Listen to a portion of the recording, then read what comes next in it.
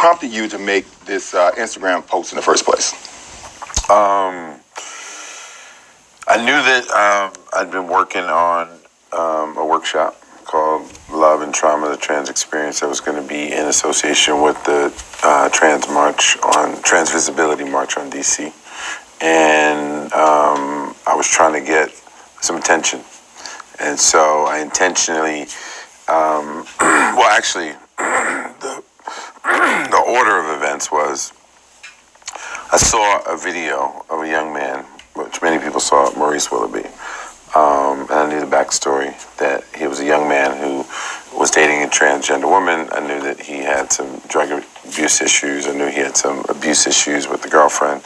But in the video, you see him be bullied, and it had circulated, and people thought that this kid, committed suicide because he was being bullied, directly related to his dating a trans woman. So that was part of the story. The other part of the story for me was when I saw that kid in the video, I thought of myself. At that age, I was someone who was also curious about what's going on with transgender people, women specifically. And so I thought that I would post a video and make a comment around why is it that it's okay for us to record bullying each other? Why is it okay for us to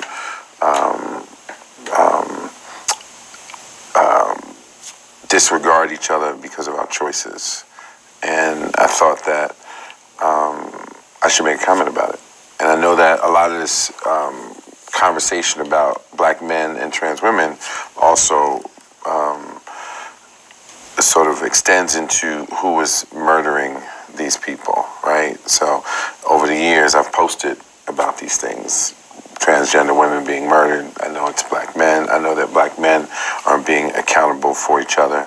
And I thought that I would take a calculated risk of putting my masculinity in question. I would put my intention in question. I would disrupt the status quo by saying, I'm going to stand with this kid. I'm going to stand with this community. I'm going to say that it is true that I, as well, are one of these men that have been attracted to transgender women. And I've struggled with that, and I've tried to figure out what does that mean, and, why. And, I'm 52 years old. This started when I was a teenager. So for me, it's been a lifelong question of, where does this exist in my consciousness, in a practice or whatever. And so for me, I wanted to put the video up, bring attention to the bullying, to the ostracizing of each other, and bring attention to the march and to a workshop where we can unpack a lot of this stuff. So you talk a lot about stepping up as opposed to coming out. Mm-hmm. Can you tell me what stepping up exactly means, and what does that look like? Well, for me, as a kid, my father always said, if there's a crack, fill it, right? And so I grew up with the understanding that you take care of folk. I grew up in a household where there was a man in the building who had done 8 years in prison for being accused of rape, and my father took care of those 3 kids. One day I came home from school, and there's 2, 7 and 8 year olds in our house because their mother had a psychotic break, and my father took care of those kids. And so I grew up with, an understanding that you take care of community, you take care of people that are less fortunate than you, you uplift others, that's how you create community. If you are blessed, then you be a blessing to other people. And so for me, stepping up is about, looking at the lens of this conversation of the transgender community. Someone who grew up in New York City, someone who went to school with transgender kids. We're right here in Times Square. And so, I went to school not far from here. There were transgender kids at school, particularly coming up in the performing arts. There were kids who we would call now fluid that were trying to figure it out. I went to school with Octavia St. Laurent, who was in the movie Paris is Burning before she transitioned. So my experience with the transgender community goes back for decades. And so someone who has seen people suffer, people who can't get jobs because of their gender identity, or get kicked out of the home and they're homeless or drug addicted as a result of that, and then, or they're on the street selling themselves, and then they get arrested, then they have a record, and that cycle of abuse. For me, I knew that if a black man like myself that has represented intentionally and authentically, and we'll get back to the authentic part, but authentically, I know that my presence in the culture has meant many things. I know that when I arrived on the scene as a cop, that influenced people, that influenced fathers, right? I was a young father on a television show. So I know the history of who I've represented in the culture. And I know that it takes someone like myself to stand up and make some noise about an issue that no one is actually paying attention to. And so stepping up for me was, taking a stance and just saying, I'm here. I'm here to represent you. I'm here to fight with you, to open up the aperture so people can see your humanity. I'm a storyteller. I know that I have things in the pipeline I've been trying to do for years. Octavia, for folks who don't know, do yourself a favor, watch the movie Paris is Burning, and you'll meet my former classmate, but who's no longer with us. And it's been a desire of mine for a long time to stand with the community and tell these stories, because they're fascinating stories. They're fascinating individuals that I know, both trans men and trans women. Now there's more transgender kids I've had an opportunity to meet, and their parents, and I just feel like it's a community that's been shitted on, and I'm glad that I put something out into the world where it's not a movie, it's not a TV show, but I said something as Malik Yoba. Right. That shook the world, literally. I've gotten communication from people all over the planet, and that's powerful. That's powerful. Even though there's like nonsense and noise that came with it, and a lot of confusion that came with it, I just know what my purpose is, and my purpose has always been to service before self, always, and so that's essentially. So I definitely want to kind of get into some of those themes, right? So since creating these posts, you received a mixture of support and criticism. Mm-hmm. On a more serious note, a trans woman by the name of Mariah Lopez Ebony wrote a Facebook post in which she accused you of soliciting sex from her as a minor at ages 13 and 16 years old. So what do you say to that allegation? I say that,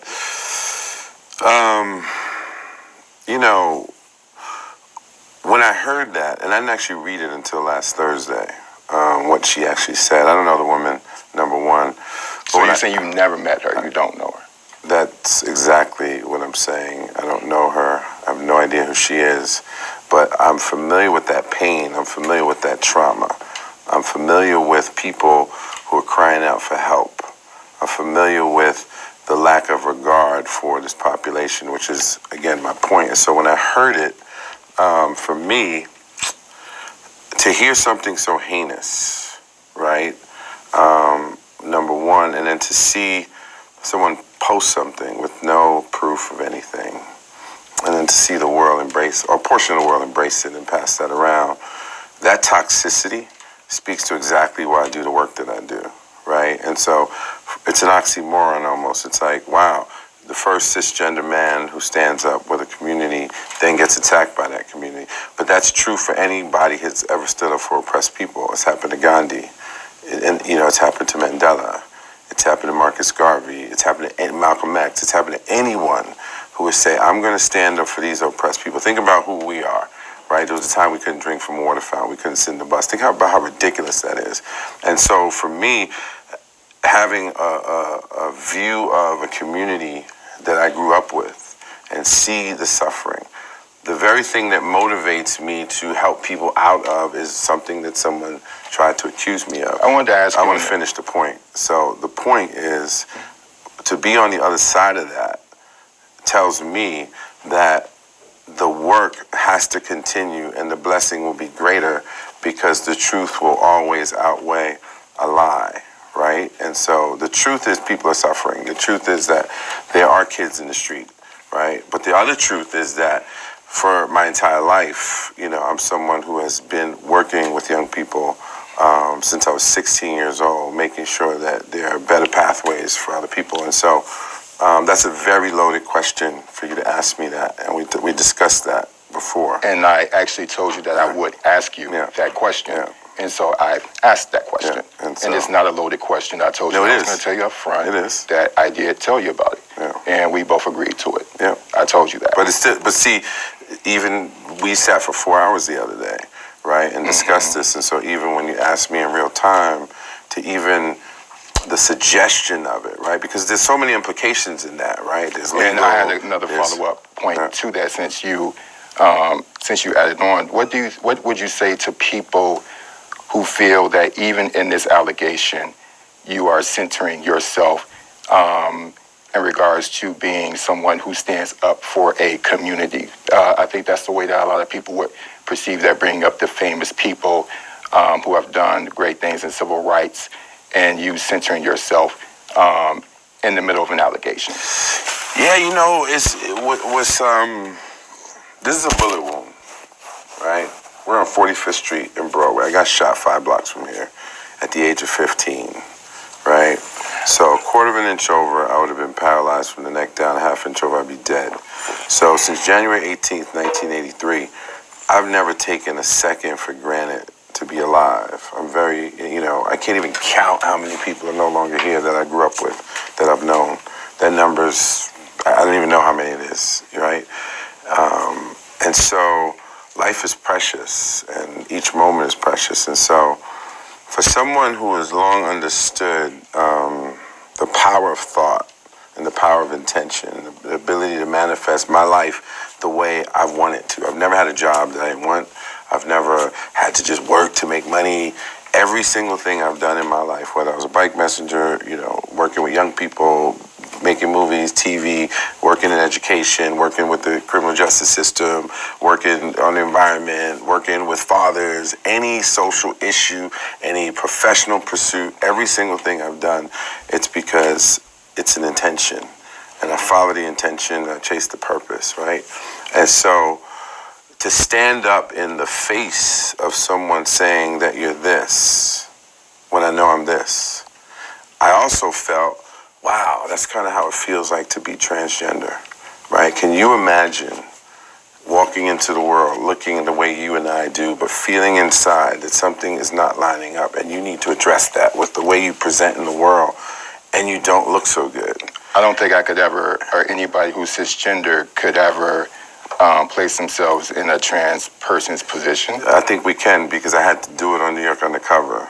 So on New York Undercover, we did an episode where people were killing transgender people. So we actually had to dress and go into the world. That's fiction, though. That's not real No, life. but you're missing my point. You're making your point. The point that I'm making is that you asked me, what does it feel like to stand up in the face of this? And I'm telling you that if I'm this, and someone's calling me this, that is akin to a transgender woman being called a man.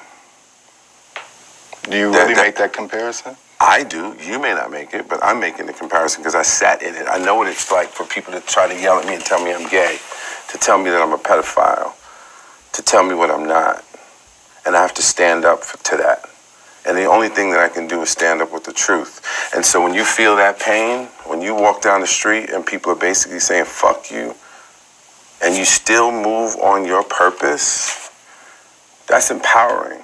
As painful as it is, it's also empowering. And so when I talk to my transgender friends, and they have people tell them what they're not, when they're telling you that they are, that's painful for them too. So if I'm gonna be the person, the first one, to stand up and take the hits, I know what it feels like. And I feel I have the right to say, yes, as I stand alongside you, I do understand your pain, not on an intellectual level, but on an experiential level. I was walking down the street the other day and someone said, happy birthday, AIDS victim. They screamed that out a window to me. I lost work because of this, just like trans people. I have people look at me sideways, just like trans people.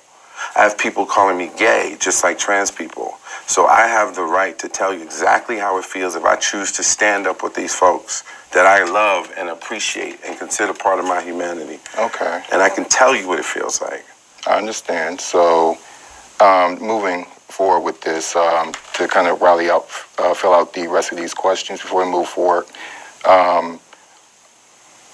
Since this allegation, too, if you search your name on social media, some sex workers have come forward saying that you've long solicited sex from trans women, and because of this, you've been criticizing for fetishizing trans women and not having intimate and loving relationships with them. So what would you say to that? I don't know what you're talking about.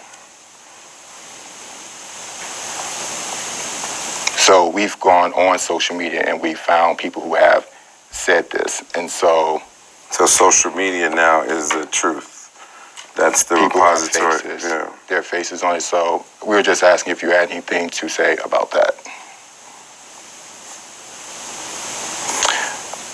Okay, so going on to, what do you say to trans black women who say that you're centering yourself and that you're being opportunistic and focusing on your attraction as opposed to their issues and without proving that you're ready to do the work?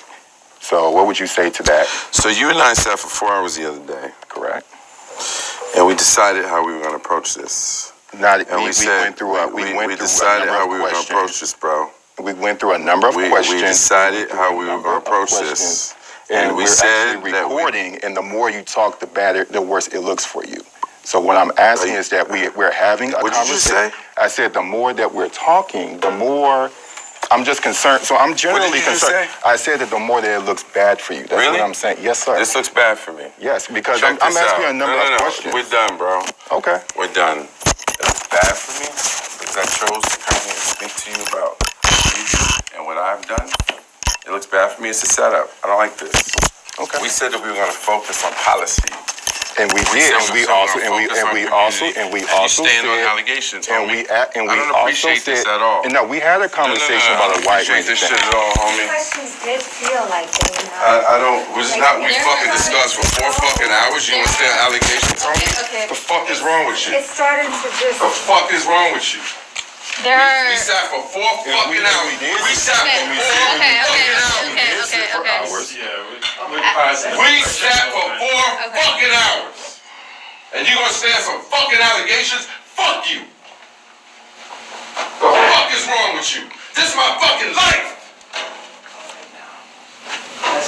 The fuck is wrong with you? Yeah.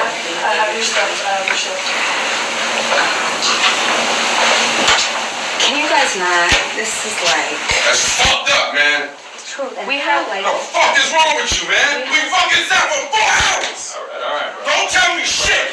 Let's keep it professional. Don't tell me about this. This isn't professional. This is life. His intention is not to antagonize you. We're trying to. No, we discussed the process.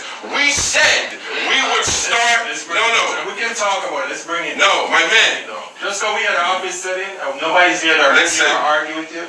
It's No. simple. Let's keep it professional. Listen, you're not the one being called names in the street. But he's not trying to call you. We're not. We discussed how we would flow. We said we would start with policy. We said we would talk about community, and then we said we would talk about our personal lives. We said we would do 20 minutes, 20 minutes, 20 minutes. You stayed on the allegations, B. I want the cards. You can't use any of it. There's no releases signs. I want the fucking cards out of all these cameras. We can't give you our cards. Release. You're giving life to a lie, homie.